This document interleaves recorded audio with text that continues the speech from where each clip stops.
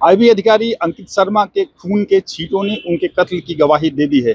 करीब 6 साल तक जो सुनवाई चली है, जिसके आधार पर 320 पन्नों का जो आदेश लिखा गया है, उसमें यह फैक्ट दर्ज है और इसी के आधार पर कोर्ट ने ताहिर हुसैन सहित 5 लोगों को दोषी करार दिया है। कोर्ट के आदेश की कॉपी अभी हम लोगों को मिली है।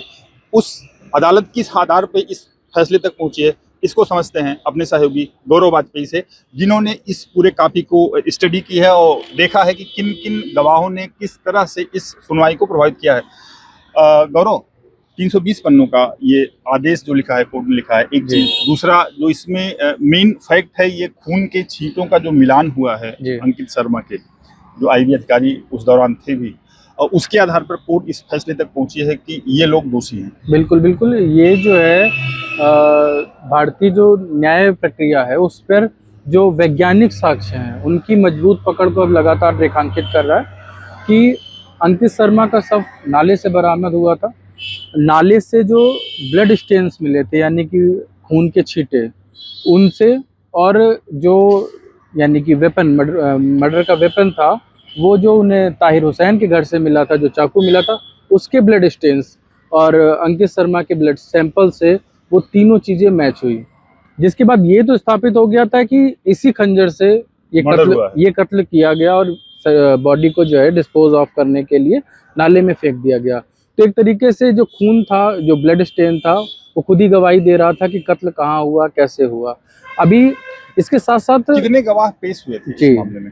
ये एक बहुत अहम मामला है क्योंकि 6 साल लंबा प्रक्रिया चली। 2023 में इसमें आरोप पत्र दाखिल हो गया था और आरोप तय कर दिए गए थे कुल 11 लोगों पर।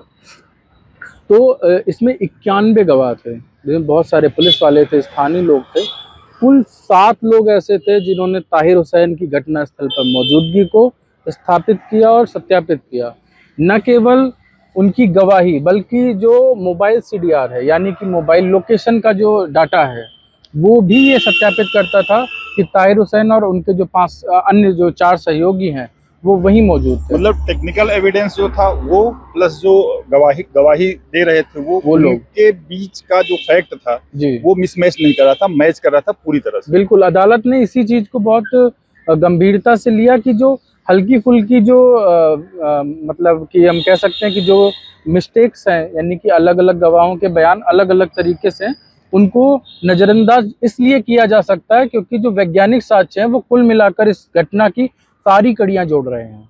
क्योंकि घटना को पूरी तरह से जोड़ पाना ही सबसे कठिन है। आपको बता दूं कि दिल्ली दंगा मामले में 758 मामले दर्ज हैं। एक बार उसके बैकग्राउंडर का भी जिक्र कर दो कि क्योंकि हम लोग शुरुआत जो कर रहे हैं अंकित शर्मा की हत्या, उस मामले में दोषी करार दिए जाने की बात कर रहे हैं, तो पूरा वाकया क्या था? ये वाकया 25 फरवरी 2020 की शाम का था, चांदबाग पुलिया के पास का, जिस समय नॉर्थ ईस्ट दिल्ली में है। ये CAA समर्थक और विरोध में जो है प्रदर्शनकारियों के बीच में हिंसक झड़प जो है हुई थी।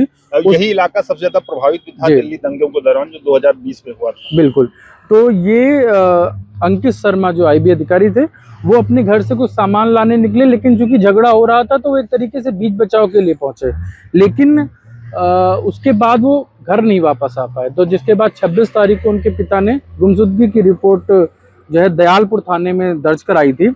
बाद में पता चला कि जो शव है वो चांदबाग नाले पर बरामद हुआ। पोस्टमार्टम में जो है उनके शरीर पर धारदार हथियारों के बहुत सारे मार्क्स आए हुए थे, जो उस खंजर के निशान से बिल्कुल मैच किए थे। आपको जो बरामद किया गया था, बरामद किए गए खंजर से वो मैच हुए। ताहिर हुसैन ने घर से इस खंजर को बरामद किया जी, वहां से बरामद हुआ था और शव केवल अंडरवियर में था, यानी कि उस शव को पहले मारा गया, उसके बाद उसे फेंका गया था। यानी कि फेंकने पे मौत नहीं हुई थी। बाद में पोस्टमार्टम रिपोर्ट जो आई उसने भी ये कहा कि जो दिमाग पर जो पहला हमला किया गया बाद में किया गया, लेकिन जो दिमाग पर हमला था उससे ब्लड बहुत ज़्यादा निकल गया और उसके बाद उसकी मौत हो गई। तो जांच जो है अलग अलग टीमों को दी जाती रही। बाद में जो सबसे इसमें महत्वपूर्ण चीज़ है वो 7 गवाह है। मुझे ऐसा लगता है कि उन 7 गवाहों में भी एक गवाह ऐसा है जो बिल्कुल एकदम घटना की वो विस्तृत, उन्होंने जिस तरह से गवाही जो आदेश में भी दर्ज है वो भी लिखी हुई है प्रॉपर। वो हमें लगता है कि लाइव उसको देख भी रहे होंगे कहीं दूर से अपने मकान से ना। उनकी एक क्या बन्नी बेकरी नाम से उनकी दुकान थी, इसे जला भी दिया गया था उस दंगे के दौरान। विकास कोचर, उनकी गवाही जो है सबसे विस्तृत भी थी। उन्होंने कहा कि ताहिर हुसैन और अनस, ये दो लोग जो है ये हत्या में प्रत्यक्ष रूप से शामिल थे। अनस को भी दोषी करार दिया बिल है। अनस को भी दोषी करार दिया गया और ये अंकित के शव को घसीट कर ले जाने और शव को मार के फेंकने का उन्होंने पूरी तरह से बताया। और ताहिर का साथ एक चीज और थी, वो लगातार भीड़ को उकसा भी रहे थे, मारो मारो के नारे लगा रहे थे। ये करीब 7 गवाह ऐसे थे जिन्होंने इस बात की पुष्टि की। तो ऐसा नहीं था कि कोई एक एविडेंस था, एविडेंस की एक पूरी श्रृंखला है जो ये बताती है कि ताहिर हुसैन ने किस तरह से मतलब विभत्स तरीके से इस हत्या को अंजाम दिया। बिल्कुल। और जिसके आधार पर कोर्ट इस नतीजे पर पहुंची है कि ये ताहिर प्लस 4 बिल्कुल दोषी करार है। अब इस मामले में 23 जुलाई को जो है अदालत क्वांटम ऑफ सेंटेंस यानी कि उस पर बहस शुरू करेगी।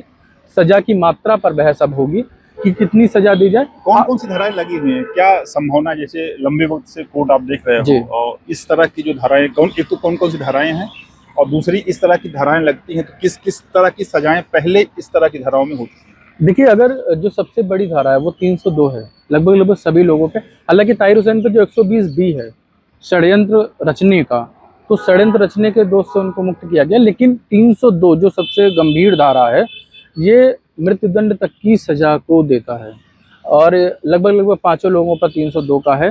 तो ऐसे मामलों में यूजुअली जो है अगर सामान्य घटना, विभत्स घटना होती है, rarest of the rare case में मृत्युदंड दिया जाता है।